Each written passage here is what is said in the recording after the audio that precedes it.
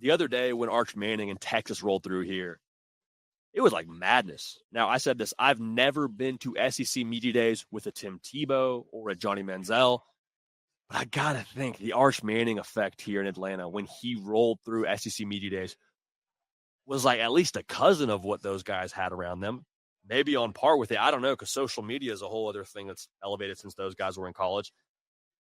We say a lot with Arch Manning, hey, the last name doesn't matter. It doesn't. If his last name was Johnson, he'd still be a 5-star guy, and he'd still be a guy at Texas that was a guy with a lot of potential and expectation, and that's true. But you know what? There'd be a lot less fanfare, be a lot less hype. But the more I see of Arch Manning in front of the media, the poise, the presence, the confidence, the normalness, if I can even say that, the more I like the guy.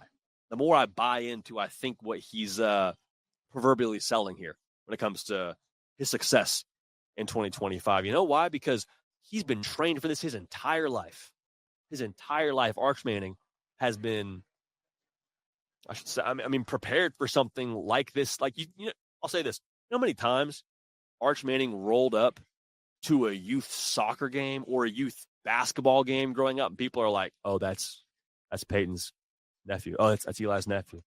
Oh, it's Archie's grandson. Every single time he's rolled up anywhere, probably going to the local McDonald's, there's been a little bit of like whispers like, yeah, that's him. That's him. So over time, you learn how to handle that. And I think it's the same thing for Arch, man. Like when you roll up to SEC Media Days, you're like, yeah, it was a lot. It was like borderline boy band kind of crowd around the guy. You could tell where he was in the building based on where the volume was coming from. Got people down there in the lobby in College Football Hall of Fame yelling, Arch, Arch. Like it was wild, dude. It was something that transcended what a college football media days is even typically. But you do that enough, like again, you get accustomed to that. You get prepared for that. You have to learn how to handle that. And so I say all that to get to this point.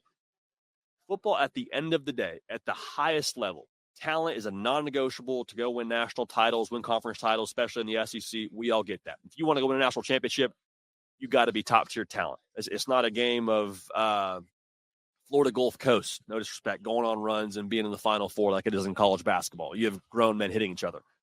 But I think what really separates when the margins are closer when it comes to talent is what you have upstairs. And if football is played between the ears, I like the way that Arch Manning is from what I can gather between the ears. Now, he hasn't played a snap yet as the dude at Texas as the full-time starter just yet. I understand that. Started some games last year, looked good, but he hasn't had the pressure of being the guy just yet. But basing what we know about him physically and physical gifts and the talent he has being projecting to be top tier with the mental makeup I get from the guy, with how he answers questions, with him being pretty low-key and mild-mannered, again, being normal, like that gives me a lot of confidence that when it's the fourth quarter against Ohio State and it's 2-minute drive to go win the football game, he's not going to have a sped up heart rate. Now it'll be new to some extent, so I'm not saying he won't have any growing pains, but I think that once he gets the hang of it, I think he's going to have a very, very quick learning curve for the guy. That excites you, obviously, you're a Texas fan because you're like, great, sat a couple years, we like the mental makeup, cool, should translate to success at some level his first year as a starter. But take it another step further. What about when he has success? What about when the accolades do come and Texas does find themselves in the SEC title game or the college football playoff? I am as excited about how he's going to handle that success. Because he's had it his whole life. The attention, the spotlight, this isn't new to my guy. And credit the Manning campus we have many times with the way they have almost like, I hate to use the word tutored, but like they've been very, very calculated in how they have positioned him to be in a spot where he is right now. And there's been a lot of guys that have blown up quick and not handled success well. I think you could argue Carson Beck is in that camp a year ago based on the things that we heard around the vibe for him around Georgia. Not to dunk on Kenny Hill. I loved the excitement around him. Didn't handle success all that well from what I could gather.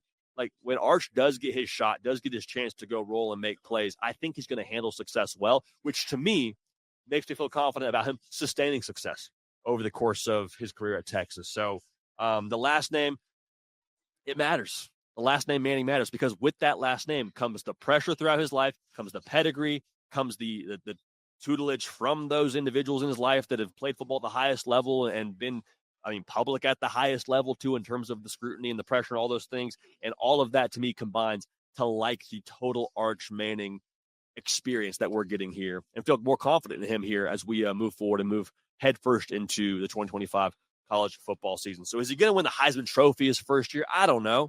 No idea. But if he did, I think he'd handle it well, and I think that he would be the same guy as he was today here at SEC Media Days. I keep saying today, as he was this week at SEC Media Days.